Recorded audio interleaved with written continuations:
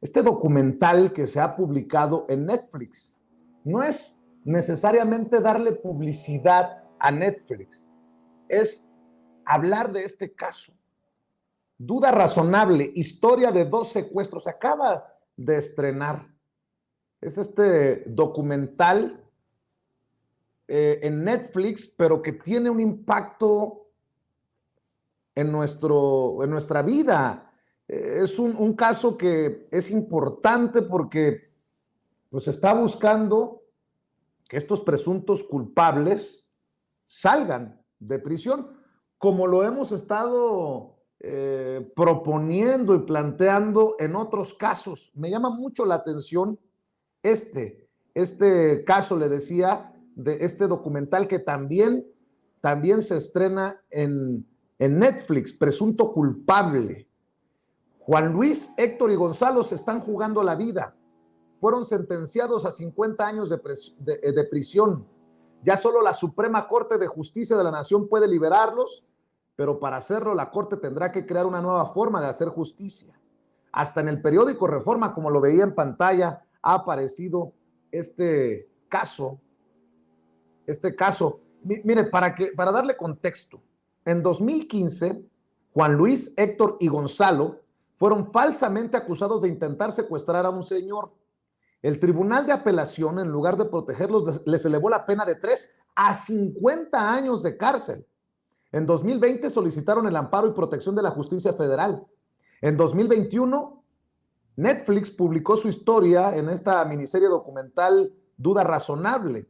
En 2022, la Suprema Corte de Justicia trajo su caso. Bueno, pues la Corte publicó un proyecto de sentencia donde el ministro Ortiz Mena propone liberarlos. El proyecto necesitaría los votos de la mayoría para que puedan recuperar su libertad. Es la historia que, insisto, hasta el periódico Reforma ha publicado, y eso ya es mucho que decir. 7 años han trabajado en este caso diferentes personajes, y para hablar precisamente de esto, le agradezco a Roberto Hernández, director de Presunto Culpable, que se estrenó en Cinépolis en el 2011 y Duda Razonable en Netflix en el 2021, que nos acompañe para hablar sin censura, porque si desde los medios no hablamos de estos casos, ¿qué sigue? ¿El olvido? ¿Hasta cuándo? Nunca más el olvido, nunca más el silencio, y le agradezco mucho a Roberto Hernández que nos acompañe. Roberto, gracias por acompañarnos y por hablar sin censura. Hola, ¿qué tal, Vicente? Gracias por este espacio. ¿Lo digo bien? Nunca más el silencio, nunca más el olvido, porque hay muchos presuntos culpables. Aquí hemos reportado casos, afortunadamente, por ejemplo, recuerdo el de Ana Georgina, 13 años en la cárcel por un amparo. Hoy se encuentra libre, pero no está determinada su inocencia todavía. Está el caso de Israel Vallarta, con todos los recovecos que hemos reportado aquí en Sin Censura, pero estos casos tienen que también seguir siendo señalados y tenemos que seguir poniendo el dedo en la llaga, Roberto. Así es, así lo creo. Y este caso me parece que lo has resumido perfectamente bien. Tiene ya 7 años pues, trabado o atorado en las entrañas del sistema de justicia penal, ¿no? Son Juan Luis, que se ve ahí al fondo en mi pantalla, Héctor, y me hago un lado para que aparezca también Gonzalo, y ahí está Darwin. Fueron acusados falsamente de intentar secuestrar a un señor. Luego, como a las 48 horas, los liberaron y los acusaron de haber secuestrado a una señora. Los absolvieron de eso y luego los volvieron a acusar de intentar secuestrar al señor. En fin, es un embrollo que está contado en la serie de Netflix y que se estrenó esta serie, pues ya tiene más de un año. Se estrenó en noviembre del 2021. Pero le llamó la atención este caso al ministro presidente de la Suprema Corte de Justicia de la Nación y le propuso al Pleno de la Corte pues atraer el caso y decidirlo. El caso le correspondería normalmente resolverlo a un tribunal colegiado, y en este caso es un tribunal colegiado en Tabasco el que lo habría resuelto, pero bueno, lo atrae la Corte y pues lo han masticado muy bien y acaban de publicar un proyecto de decisión que, como has narrado, pues necesita el voto de la mayoría del pleno de la Corte para volverse una realidad. Y el proyecto es muy, muy fuerte, muy, muy duro. Y me parece que pues, el ministro Ortiz Mena ha hecho un planteamiento y un regaño, diría yo, incluso, fuertísimo a todas las autoridades que intervinieron en este asunto. Entonces, me parece que es un proyecto que debería de darte gusto, dado lo que has reportado a lo largo de tu carrera.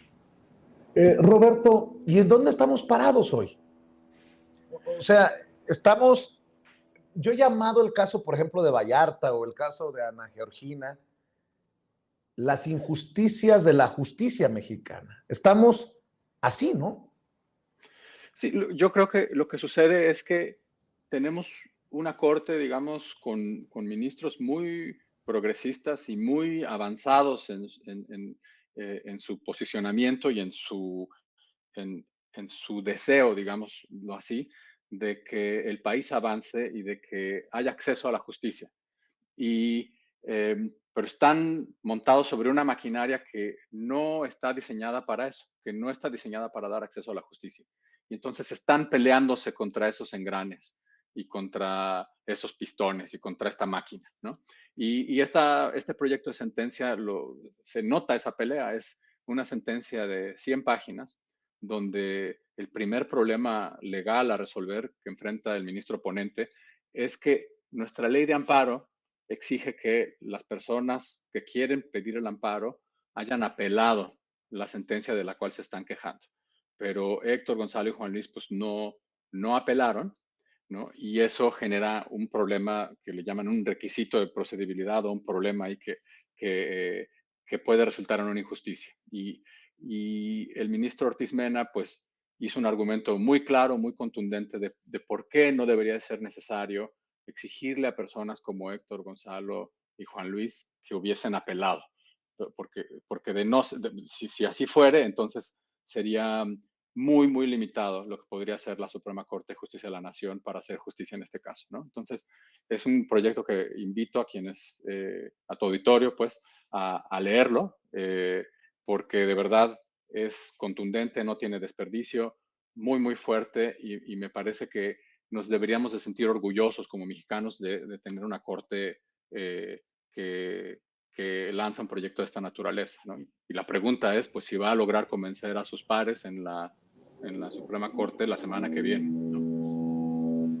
Oye, y de lo que también deberíamos de sentirnos orgullosos, y no es cebollazo, es de tener a gente comprometida como tú, porque me imagino que no ha de ser fácil llevar a cine o llevar a Netflix eh, estos temas, ¿no? O sea, no me quiero imaginar las presiones, Roberto.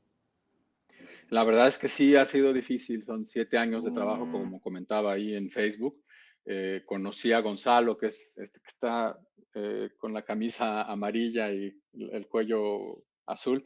Gonzalo tenía 8 meses en la cárcel cuando platiqué con él por vez primera y pues nunca me imaginé que iba a tomarnos 7 años y que el caso llegaría a la Suprema Corte de Justicia de la Nación. Para nada, porque era un asunto muy, muy claro de inocencia.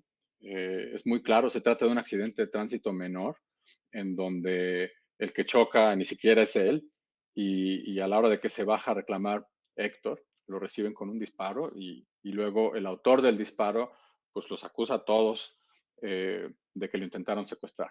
Pero esto ocurre enfrente de una gasolinera, en Ciudad Pemex, en Macuspana, en plena luz del día, y nada de lo que este señor que los acusó afirma, pues se vio corroborado de ninguna forma, ¿no? Afirma que lo intentaron secuestrar, que le apuntaron con un arma, que le dijeron, hasta aquí llegaste, hijo de la chingada, no sé qué, esto es un secuestro, pero todo esto que afirma, si fuera cierto, habría estado registrado con cámaras de videovigilancia de la gasolinera frente a la cual esto ocurre y cámaras de videovigilancia de diversas instalaciones de Ciudad Pemex, que es donde esto ocurre, ¿no? Entonces, si la Fiscalía del Estado de Tabasco hubiera querido probar esto más allá de toda duda razonable, pues habría tenido una cantidad tremenda de material para probar su acusación. Y resulta que no, que todo descansa en el dicho de este señor. Y entonces, bueno, la sentencia de la Corte realmente explica con lujo de detalle en qué falló la Policía Municipal, en qué falló el Ministerio Público de Tabasco, la Fiscalía, en qué falló el Tribunal de Juicio Oral y en qué falló el Tribunal Superior de Justicia de Tabasco, que hizo una cosa además muy, muy dura. A la hora de recibir la solicitud de apelación por parte del Ministerio Público de Tabasco, les elevó la penalidad de 3 años y medio de cárcel a 50 años de cárcel, ¿no? Y bueno, eso es ¿Dijiste, lo que documenta, dijiste ¿sí? Macuspana, la tierra del presidente? Macuspana. Sí, sí, sí. Este caso ocurre en el municipio de Macuspana, en la tierra del presidente. Eh, eh, Macuspana inició con la reforma de los juicios orales en el año 2012, pero es una implementación de este nuevo sistema pues muy, muy débil, no se ha capacitado a los policías de manera suficiente, no ha habido flujo de recursos, digamos, al sistema de justicia, ¿no? Entonces, esto ocurre en la tierra del presidente y por eso nos parece que merecería especial atención por parte del presidente de la República, porque además pues, nos habla de algo que está ocurriendo no solamente ahí, sino en todo el país, como bien sabes, ¿no? Oye, Roberto, y dando a conocer estos casos, ya son 2 proyectos en esta misma línea. ¿No te siguen llegando presuntos culpables? ¿No te siguen llegando más personas eh, como estas? A diario me escriben personas vía Twitter y vía Facebook o alguien consigue mi teléfono y me llaman y pues lamentablemente si me toma 7 años resolver o ayudar a resolver uno, no, o sea, no puedo asumir más casos y mi esperanza es que el uso de, de la cinematografía y de contar estas historias ayude a tener un efecto como en cascada, ¿no? Y que comprendamos mejor por qué tenemos que tener una constitución donde se respeta la presunción de inocencia, por qué tendríamos que ampliar el acceso a la justicia, ¿no? Para personas como Héctor, como Gonzalo, como Juan Luis, que están en una condición de vulnerabilidad tremenda, ¿no? Ser acusados en las condiciones en las que se juzga a las personas en México es realmente terrible. Y me parece que la Corte con este proyecto está tratando de enderezar ese desequilibrio, pero reitero, yo te soy franco, tengo confianza en la institución de la Suprema Corte de Justicia, pero estoy consciente de que este proyecto tiene que convencer a la mayoría de los ministros, ¿no? Entonces, por eso se vuelve nota de primera plana en Reforma. Reforma entrevistó al ministro que es el autor del proyecto y te reitero, no tiene desperdicio, de verdad, es una lectura incluso entretenida y eso es mucho decir para sentencias de la Suprema Corte. Uno se imaginaría que no, que quizás es algo que no es interesante de leer, pero este proyecto está profundamente bien razonado, bien redactado y trata de enderezar esta situación de injusticia. Fíjate que allá en Kansas City, Missouri, también está al pendiente de lo que nos estás comentando, mi compañero Antonio Toño Ruiz. Toño, sé que es un tema que también es de tu profundo interés y desde todas las trincheras pues hay que hablar sin censura sobre estos casos.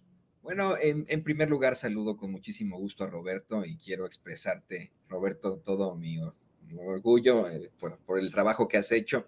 El primero de tus trabajos yo lo llegué a ver incluso en el cine y pues no dejó de ¿cómo decirlo? Pues de aterrarme, de generarme mucha angustia como muchas personas. Pero quiero plantear rápidamente que no tiene que ser Roberto Hernández el que resuelve, ¿eh?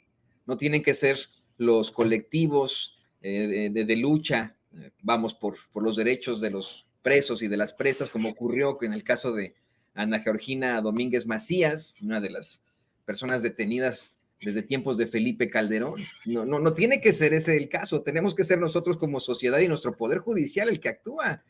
Mira, les quiero comentar a los dos, a ti Roberto, a ti Vicente y al público consentidor de Sin Censura, que precisamente aquí en Kansas City, al estar en un supermercado, se me acercó un señor que nos reconoció por el programa y me dijo que en lo único en lo que no estaba de acuerdo con la Cuarta Transformación era en eso de los abrazos no balazos, que él consideraba que a los delincuentes había que ejecutarlos como ocurre aquí en los Estados Unidos, ¿no? Yo lo que le planteaba a este señor es que habiendo tantos casos de injusticias como los que ha mostrado, por ejemplo, Roberto en sus documentales, como los que hemos llevado aquí en Sin Censura, esto sería una situación terrible. Provocaría que nosotros como sociedad tuviéramos las manos manchadas de sangre, incluso en casos injustos.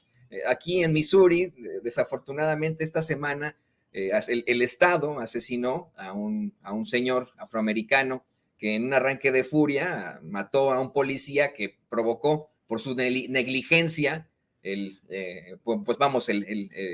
la muerte del hermano de esta persona, y estuvo durante una década en prisión en este tipo de injusticias, y eso nos enfrentamos como sociedad. Yo insisto con esto, Roberto lo acaba de decir hace unos momentos, le han de llegar una infinidad de casos, pero con 2 casos le ha tomado años poderlos plantear, que se den cuenta las autoridades, que tenga que ser el ministro presidente el que haya sacado su celular y haya dicho, ay, sí, pues lo acabo de ver en Netflix y por eso lo voy a decir. Pues no, hay tanta gente en estos momentos en las cárceles mexicanas que está ahí porque no tuvo dinero para pagar un abogado, porque le fabricaron algún tipo de delito y eso está ya. Eso no lo podemos soportar, no tiene que haber ni siquiera reformas por parte del Ejecutivo, tenemos que exigir un cambio inherente en todas las cosas en el Poder Judicial.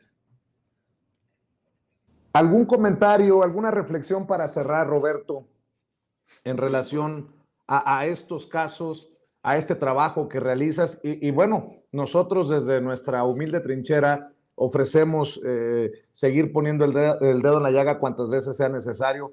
Creo que es la solidaridad que se necesita también para el trabajo que se hace y para las personas que al final son los protagonistas de esta injusticia. Pues muchas gracias, Vicente, y gracias, Toño, por los comentarios y por el espacio. Creo lo fundamental es que estemos pendientes de lo que la Corte va a discutir la semana próxima.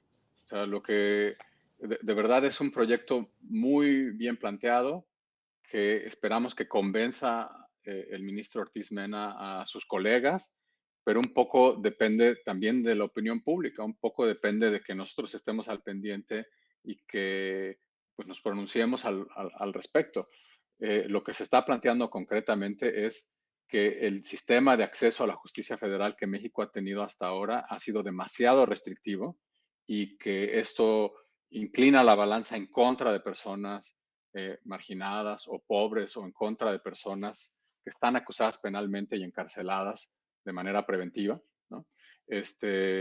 Y propone pues un cambio de sistema y propone simplemente decir, bueno, no es necesario, dadas estas y estas y estas hipótesis, haber apelado para tener acceso al juicio de amparo, ¿no? Es sumamente importante este planteamiento, es distinto de lo que hemos hecho hasta ahora como país y me parece que si reúne el voto de 8 de los ministros, esto tendría un valor como precedente dentro del sistema de la jurisprudencia de México y entonces eso le abriría, digamos, las compuertas para que se haga justicia en otros casos similares a este. Y eso me parece que es profundamente importante y que hay que reconocérselo al ministro Ortiz Mena, ¿no? Entonces, eso es lo que les planteo.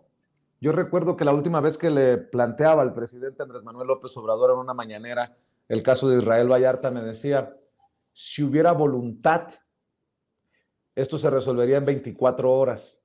Me imagino que hace falta mucha voluntad todavía para que se resuelvan estos casos. Insisto, que no son únicos de Israel Vallarta, la familia Vallarta, que no son únicos con los que expones tú, que son cientos, si no es que miles, y eso también tiene que llevarnos a la acción, el dolor de saber que existen estos casos, a la acción social que está planteando Roberto. Pues yo te agradezco mucho, Roberto. ¿Por qué no cerramos invitando a la gente para que esté al pendiente de los proyectos, que siga apoyando tu trabajo, los proyectos y que, bien decías, esté al pendiente de lo que se discuta en la Suprema? Muchas gracias, Vicente. Sí, es un canal de YouTube que la Corte publica sus sesiones, son públicas, entonces cualquiera que hace una búsqueda en Google puede acceder a lo que discutirá la Corte la semana que viene. Pues Pues muchas gracias. ¿Dónde te encuentran a ti en redes o en A mí en redes plataformas? uso principalmente Twitter, y es @presuntoc, ¿no? Y también en Instagram estoy en @presuntoc, pero ahí prácticamente no sé cómo utilizar Instagram. Ya irás aprendiendo, Roberto. Oye, en donde te encuentres en el mundo, en donde te encuentres, recibe un abrazo y nuestro reconocimiento. Yo siempre he dicho que podemos en algunas cosas no estar de acuerdo, podemos a lo mejor discrepar, pero nunca, eh, no sé, regatearle el apoyo a quienes hacen un trabajo pues tan complicado como lo haces tú desde tu trinchera. Y aquí, en este espacio, siempre las puertas abiertas y los micrófonos, Roberto. Te agradezco mucho que nos tengas la confianza para hablar sin censura. Muchas gracias a los dos. Te mandamos un abrazo. Es así como yo le pido que no pierda detalles de este caso que nos plantea precisamente Roberto Hernández, director de Duda Razonable, y este caso de Juan Luis, Héctor y Gonzalo, que fueron en el 2015 acusados falsamente de intentar secuestrar a un señor y que siguen esperando justicia en sus casos.